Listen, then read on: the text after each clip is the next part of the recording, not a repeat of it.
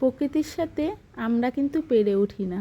ভগবান কিন্তু দেখো কী খেলা খেলছে। হ্যাঁ, কোনো কোনো সময় এত গরমে আমরা পুড়ে যাচ্ছি, আবার কোনো সময় এত শীতল করে দিচ্ছে। এই ভোটের দিন থেকে যে শুরু হয়েছে না, এই সন্ধ্যাবেলার দিকে বৃষ্টি, এটা কিন্তু দুদিন ধরে হয়েই যাচ্ছে। আর তারপরে এত পরিমাণে ঠান্ডা লাগছে, মনে হচ্ছে যেন আবার শীতকাল পড়েছে। এত প্রচণ্ড গরম, কিন্তু একটু বৃষ্টি হলে এত পরিমাণে ঠান্ডা। প্রকৃতির খেলা না বোঝাই বড় দায়। আজ সকালটা ছিল বৃহস্পতিবার, তাই দেখো অফিস থেকে আসতে কিন্তু আজকে অনেকটা লেট হয়ে গেছিলো। আসলে আমাদের অফিস তো ভোটের দিন বন্ধ ছিল, আর এখন তো 2 দিনের লোড হয়ে গেছে বলে অনেকটা লেট হয়ে আমি কিন্তু আজকে ফিরেছি। ফিরেই একদম রান্নাঘরে ঢুকে গেছিলাম। যে বাসনগুলো আমি মেজে রেখেছিলাম, ওই বাসনগুলো প্রত্যেকটা শুকিয়ে গেছে, সেগুলোকে তুলে ফেললাম। আটার দামটায় না একটুও আটা ছিল না, সে আটার প্যাকেট থেকে আটাগুলো ঢেলে দিলাম। আজ সকালে বানাবো রুটি, সাথে ঘুগনি। ঘুগনি দিয়ে রুটি খেতে না আমার বেশ লাগে। তোমাদের কেমন লাগে বন্ধুরা জানিও তো, সত্যি। আর এই যে আটাটা মাখবো এখন, তারপরে গরম গরম রুটি সাথে ঘুগনি। ছেলে কিন্তু খাবে না, আমার ছেলে খাওয়া নিয়ে না প্রচুর বায়না জানো তো। আর এই যে আজ কিন্তু বেশি রুটি বানাবো না, 3টে কি 4টে রুটি বানাবো। আর এই রুটি করতে গেলে না অনেকটা টাইম এখানে চলে যায়। আর যেহেতু অনেকটা লেট হয়ে গেছিলো, তাই জন্য ভাবলাম যে এত বেলায় তো রুটি করছি, এরপরে বেশি কিছু করব না। আর সকালবেলা থেকে ভীষণ হাওয়া দিচ্ছিল, আর আবহাওয়াটা এত পরিমাণে ঠান্ডা ছিল, তাই মনে মনে অফিস থেকে আসার সময় ভাবছিলাম আজ আর আমি রান্না করব না, শাশুড়ি মাকে বলবো একটু খিচুড়ি বানাতে। আর আমার তো খিচুড়ি অনেক প্রিয়, আমার ছেলেও খুব ভালোবাসে। আর খিচুড়ি বানালে আমাদের কিন্তু এই বেলাটা হয়ে যাবে, ওই বেলাতে দেখা যাবে যে কী তৈরি করি। সাথে দেখো রুটিটা কিন্তু আমি ছেঁকে ফেলছি। তবে এসে আমি ছেলেকে বলেছিলাম, শোনা আজকে রুটি খাবি? ছেলে বলেছিল হ্যাঁ মা, আমি হচ্ছে রুটি খাবো, আর দুপুরবেলা তাহলে খিচুড়ি খাবি? হ্যাঁ, ছেলে তো এক পায়ে রাজি। আর ছেলে ঠাম্মাকে বলার সাথে সাথে সে বলল ঠিক আছে, আজকে ঝুড়ো ঝুড়ো খিচুড়ি বানিয়ে দেবো। যাই হোক, এইদিকে কিন্তু রান্না আমার টিফিন করার পরে পুরোটাই ছুটি। আমার বর বলেছিল খিচুড়ি করলে ইলিশ মাছ ভাজা করতে হবে, তাই ফ্রিজে ছিল ইলিশ মাছ, সে 1 পিস ইলিশ মাছ ভাজবো, আর আমার আর ছেলের জন্য ডিমের অমলেট করব। ওদিকে শাশুড়ি মাকে বলেছিলাম তুমি খিচুড়ির সব গোছাও, আমি তরকারিটা কেটে দেবো। যাই হোক, ইলিশ মাছটা তো ডিপ ফ্রিজে ছিল, সেটাকে একটু বের করে নিলাম।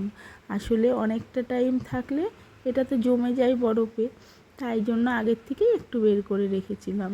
আর ওদিকে কালকে রাত থেকে যে পরিমাণ বৃষ্টি ঝড় হচ্ছিল, প্রচুর পরিমাণে মেঘ ডাকছিল। আমি আবার ঝড় আসলে আমাদের টিভির বলো ফ্রিজের বলো সব প্লাগ কিন্তু খুলে দিই। আজও কিন্তু প্রচুর পরিমাণে ঝড় বৃষ্টি হচ্ছে।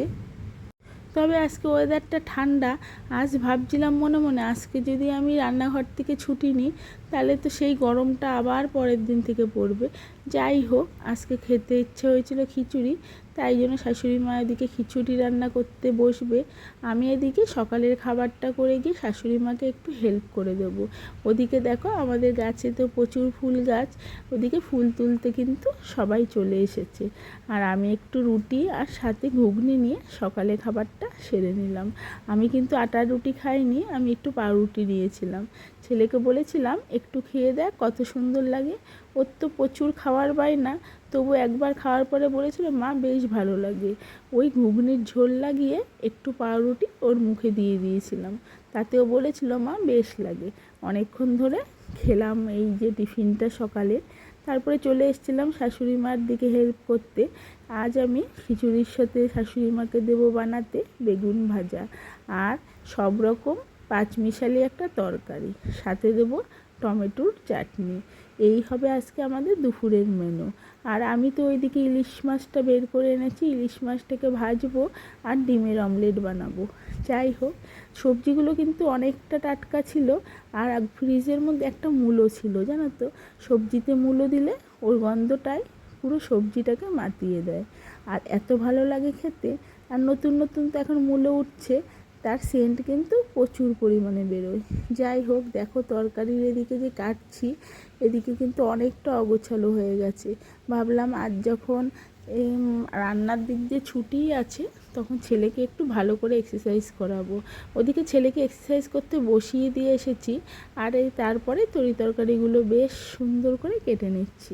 আমি যখন তরিতরকারি কাটি না, অনেকেই আমাকে বলে যে তুমি এত সুন্দর করে আলুর খোসাগুলো এত পাতলা করে কি করে ছাড়াও, পটলের খোসাগুলো এত পাতলা করে কি করে ছাড়াও।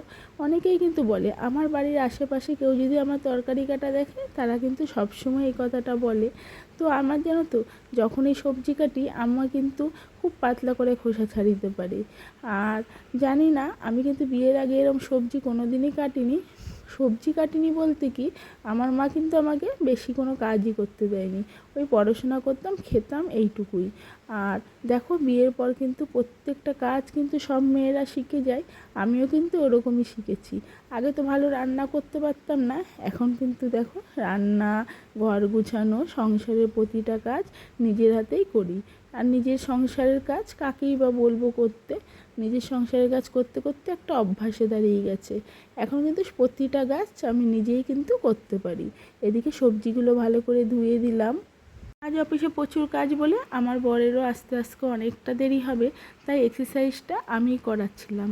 আমার শাশুড়ি মাকে একটু হেল্প করতে বলছিলাম, কারণ একা একা করানো না অনেকটা রিস্ক হয়ে যায়। যাই হোক, এই টেবিলটার ওয়েটটা কিন্তু প্রচুর, প্রায় 1 কুইন্টাল মতো। সাথে করে আমার ছেলের যে ওয়েটটা, দুটো মিলে কিন্তু টেবিলটার প্রচুর ওয়েট হয়। আজ ভেবেছিলাম শাশুড়ি মাকে বললাম একটু হেল্প করো আমি এটা নামানোর সময়। অন্য সময় না আমি একাই নামাতে পারি, কিন্তু এই কয়েকদিন শরীরটা এতটা খারাপ হয়ে আমি খুব দুর্বল হয়ে পড়েছি। এই জন্য এখন আর একা নামাতে রিস্ক পাচ্ছি না। যদি কোনো সময় হাত ফসকে যায়, টেবিলটার তো প্রচুর ওয়েট। আসলে আমি ভাবি মানুষ হচ্ছে অভ্যাসের দাস। প্রতিটা জিনিস অভ্যাস যেমন তুমি করে করবা, তেমন করেই কিন্তু তোমার অভ্যাসটা পরিণত হবে।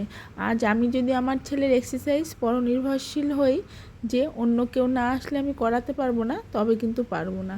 তবে এই এক্সারসাইজ করাতে একটু একটু হেল্প কিন্তু আরেকজনের লাগে, সেটা আমার শাশুড়ি মা বাড়ি থাকলেই কিন্তু হয়ে যায়। আর এদিকে দেখো, জল ছিল না, ফোন করার সাথে সাথে জলওয়ালা কিন্তু জল দিতে চলে এসেছে। তবে কী অসুবিধা দেখো, আগে তো আমরা ছোটোবেলা থেকেই চাপ কলের জল খেতাম। এখন কত রকম দেখো, এই যে জল কিনে খাচ্ছি, অ্যাকোয়াগার্ডের জল খাচ্ছি, তবু যেন মনে হচ্ছে যে জলের সেই চাহিদাটা কিন্তু আমাদের সেই পূরণ হচ্ছে না। আসলে জল যে চাপ কলে ছোটোবেলা থেকে খেতাম, তার মজাটাই ছিল অনেক আলাদা। আর এখন তো সব মেডিসিন দেওয়া জল, এই যে বোতল বোতল জল আমরা কিনে খাচ্ছি, সব কিন্তু মেডিসিন দেওয়া, কিন্তু জলের কিন্তু সেই স্বাদটা আর পাই না। যাই হোক, তরকারি সব কেটে এখন ফ্রিজে সব সবজিগুলোকে উঠিয়ে দিচ্ছি। এখন তো গরমকাল, সব সবজি কিন্তু ফ্রিজেই ভালো থাকবে, বাইরে রাখলে কিন্তু একদমই ভালো থাকে না। তবে আমি জানো তো, টমেটোগুলোকে কোনো প্লাস্টিকে রাখি না।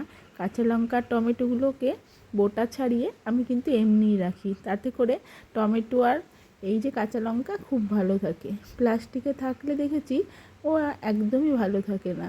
যাই হোক, এখন সবজিগুলো যে কেটেছিলাম তার খোসাগুলোকে পুরোটাই তুলে নিচ্ছি। দেখতে দেখতে অনেকটা বেলা হয়ে গেছে, আজ কিন্তু রান্না করতে প্রচুর বেলা হয়ে গেছে। যাই হোক, ছেলে এক্সারসাইজ করাচ্ছে বলে এদিকে বিছনাটাকে আমি একটু ভালো করে গুছিয়ে ঝেড়ে নিচ্ছিলাম। এরপরে ছেলেকে তো স্নান করিয়ে একেবারে খাটে তুলব, তাই জন্য কিন্তু আগের থেকেই বিছনার বেড কভারটাকে ভালো করে গুছিয়ে নিয়েছি।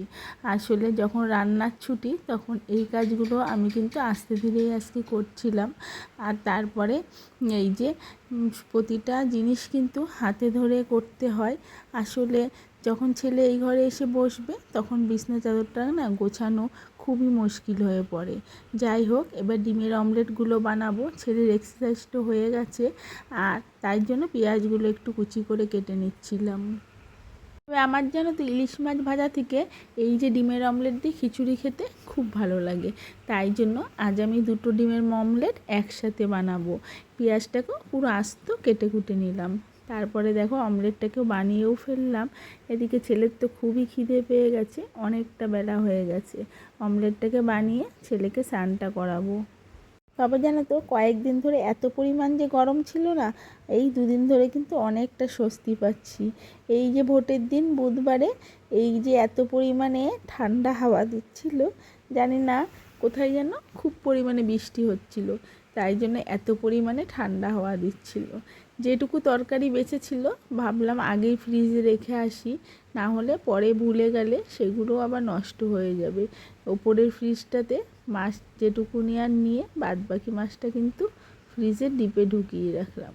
আর এদিকে দরজাটা খুলে দিলাম, হাওয়া বাতাসটা কিন্তু প্রচুর পরিমাণে তাহলে ঘরে ঢোকে, আর ঘরটাও কিন্তু বেশ ভালো লাগে।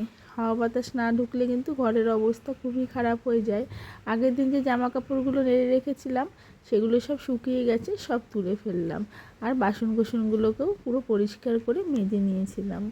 রান্নাঘরের কাজ তো রান্না না থাকলেও একটু একটু কিন্তু করতেই হয়। যাই হোক, পুরো বাসনগুলোকে মেজে নিয়ে বেসিনের চারপাশটা একটু পরিষ্কারও করে ফেললাম। তারপরে ঘরে গিয়ে দেখি আমার বরমশাই এনেছে হচ্ছে ডাব। প্রতিদিনই ডাব খাওয়া হচ্ছে, আর ডাবের মধ্যে যে শাঁসটুকু থাকছে ওটা আমার প্রিয়। আমি কিন্তু অন্য ফল একদমই ভালোবাসি না, কিন্তু ডাবের ভেতরে যে পাতলা শাঁসটা থাকে ওটা কিন্তু আমি খেতে খুব ভালোবাসি। যাই হোক, আমাদের তো ঘরে আবার ওই যে পুচু এসেছে আমার ছেলের সাথে খেলা করতে। আমরা কিন্তু সব ভাগাভাগি করে ওই ডাবটাকেই খাওয়া দাওয়া করলাম। জলটাকে আমার ছেলে খেয়েছে আজকে, কিন্তু ডাবের এই যে পাতলা অংশটা এটা আমার খুব প্রিয়।